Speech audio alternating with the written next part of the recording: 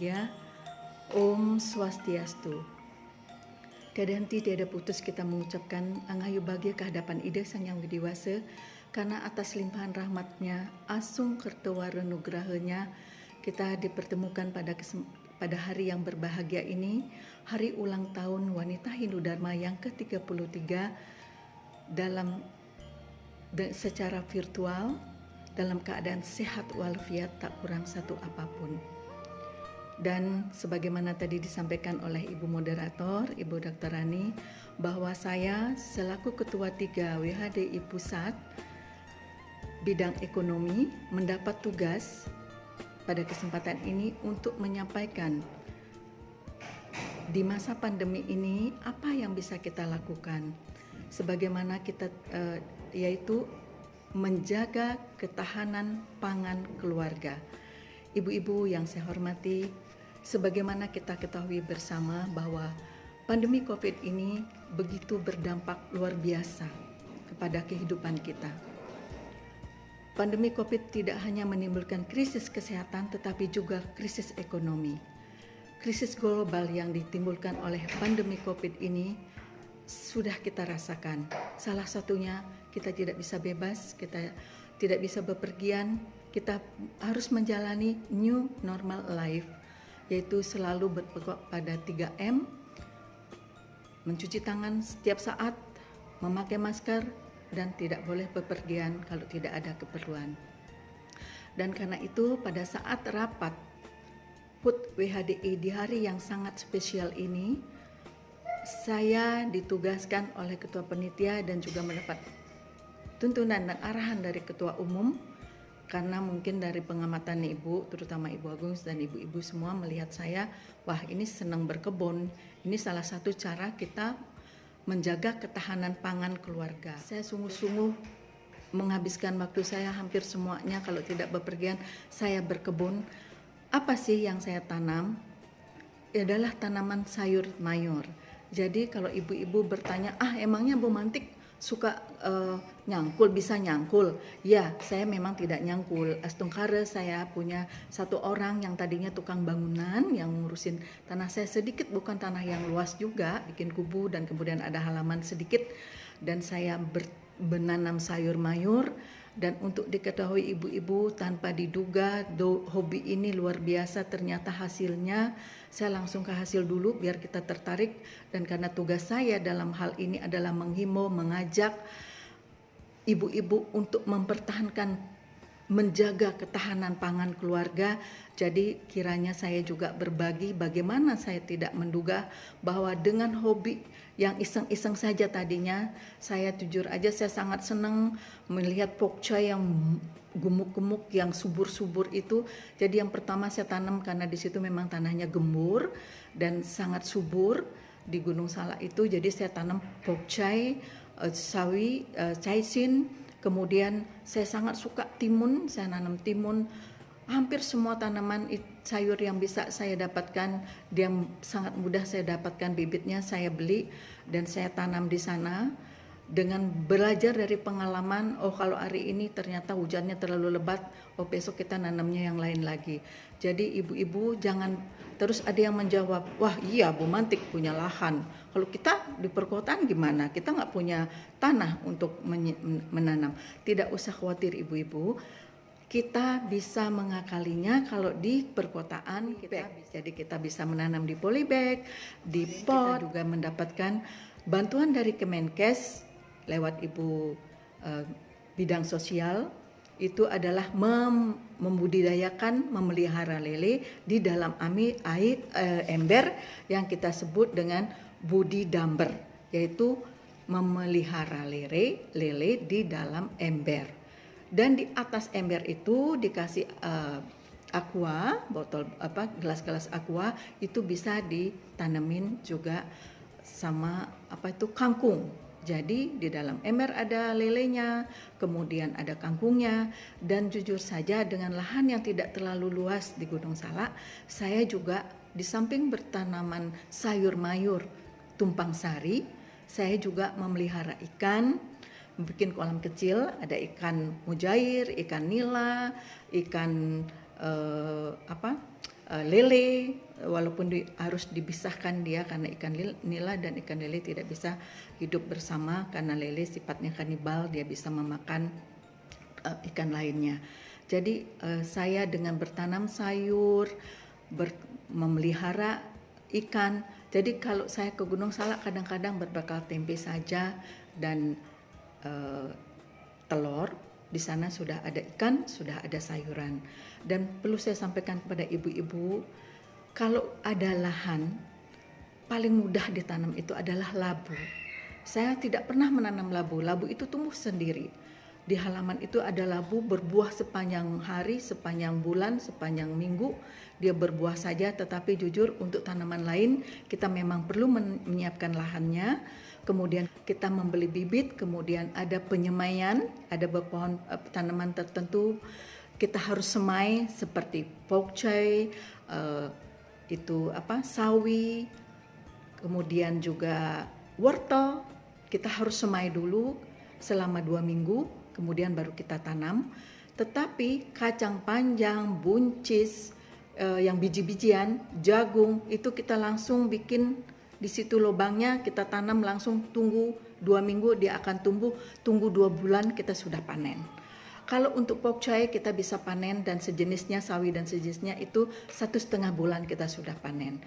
Saya yakin dan percaya ibu-ibu masih mampu beli sayur, tetapi barangkali ini bermanfaat bagi keluarga. Kita ketahui terutama keluarga kita di Bali pada saat ini, pandemi COVID ini benar-benar memukul berat pariwisata Bali yang berdampak sekali kepada semua pegawai dan karyawan yang bekerja di bidang pariwisata. Jujur, keluarga saya juga hampir 70% bekerja di bidang pariwisata, jadi mereka juga dirumahkan, harus menunggu di rumah, harus pulang kampung. Apa yang mereka lakukan?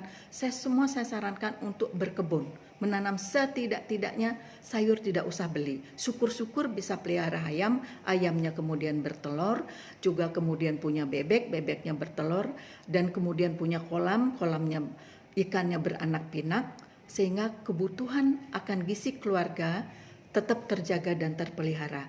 Kita ingat bahwa di dalam pandemi COVID ini kita sebagai ibu-ibu adalah menjadi 3 kekuatan dalam keluarga, yaitu kekuatan iman, imun, dan aman. Kekuatan iman kita menjadi kekuatan spiritual, itu tugasnya bidang agama untuk menjelaskan bagaimana kita menjadi kekuatan spiritual di dalam keluarga.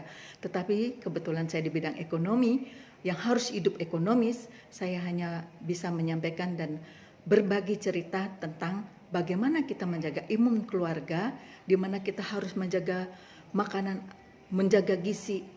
Karena katanya stamina nomor 1 untuk menyerangi COVID ini, di samping tentunya imun kita dari rasa perasaan kita selalu positive thinking, selalu berbuat yang baik dan semua yang positif lah yang kita harus kembangkan. Nah, salah satunya menurut saya yang positif adalah berkebun. Mungkin ibu-ibu semua pasti senang menanam tanaman hias. Saya yakin semua punya aglonema, semua punya yang sekarang itu keladi warna-warni, entah dari mana datangnya, memang menghibur kita di masa pandemi. Tetapi saya mohon dan dapat tugas dari Ibu Ketua Umum juga, harus mengingatkan ibu-ibu dan menghimbau semuanya bagaimana kalau WHDI kita menggerakkan menjaga ketahanan pangan keluarga dengan menanam sayur dimanapun, sekecil apapun yang kita bisa. Sekalipun ibu tidak punya lahan, bisa kita lakukan dengan polybag, kita bisa lakukan dengan pot.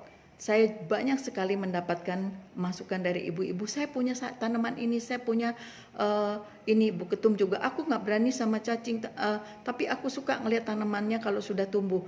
Jadi tidak usah ibu yang melakukan, mungkin ada orang di rumah, pembantu, atau bahkan supir yang sekarang tidak harus bepergian kemana-mana, kita manfaatkan tenaganya untuk bertanam sayur mayur, dan kemudian hasilnya juga kita bagi kepada mereka. Jadi itu yang bisa saya sampaikan. Nanti di akhir ini saya akan memberikan ulasan apa yang sudah saya nikmati, apa yang saya tanam, itu yang saya nikmati. Mari kita menanam sayur organik yang unik dan cantik, sehat pastinya. Bagaimana kita bertanam sayur organik? Kok susah ya rasanya? Tidak ada yang susah ternyata, Bu. Saya punya banyak sekali sampah dapur, banyak sekali sampah dedaunan, semua kita bisa manfaatkan untuk menjadi humus, menjadi media, menjadi pupuk, dan ada kotoran kambing, kotoran ayam, apapun kita bisa jadikan juga pupuk, karena kita tidak mau bersentuhan dengan zat-zat kimia, apalagi yang namanya yang racun-racun itu sangat kita hindari. Jadi saya sungguh-sungguh memanfaatkan, dan saya syukur sekali pernah mengikuti webinar ekoenzim, dan itu bermanfaat sekali, di mana saya mendapat rumus 1, 3, 10. 1 kilogram gula, 3 kilogram sampah dapur, yang terutamanya sekali adalah sampah kulit buah dan sampah sayur, bukan sampah bekas makanan yang berminyak-minyak.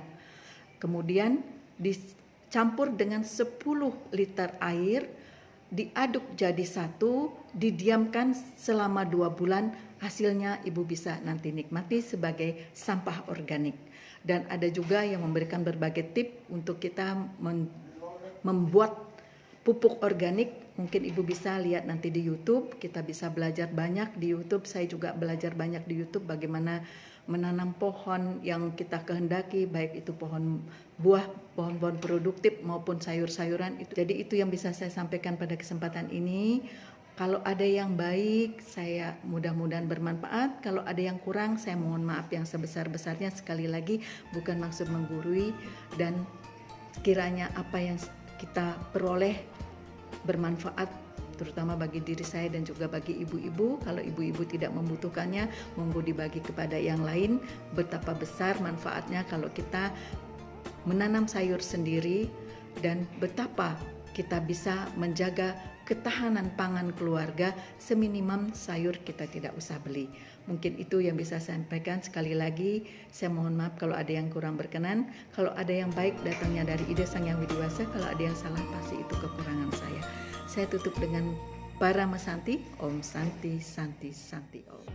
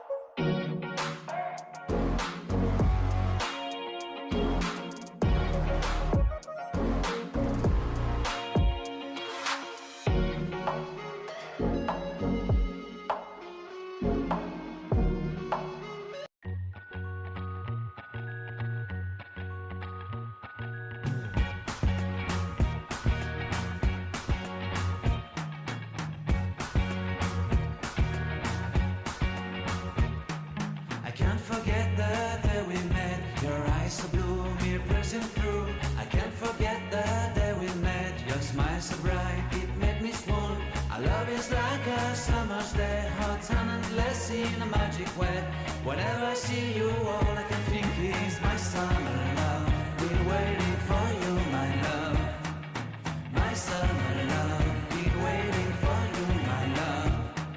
I can't forget the day we met. You look so fly in your red Corvette. Your hair, your look, your everything. When I see it all, I knew that you were mine. I'm in love with your hair, your lips, your silhouette in the moonlight shine. With my love, you won't ever be alone. My summer love, been waiting for you.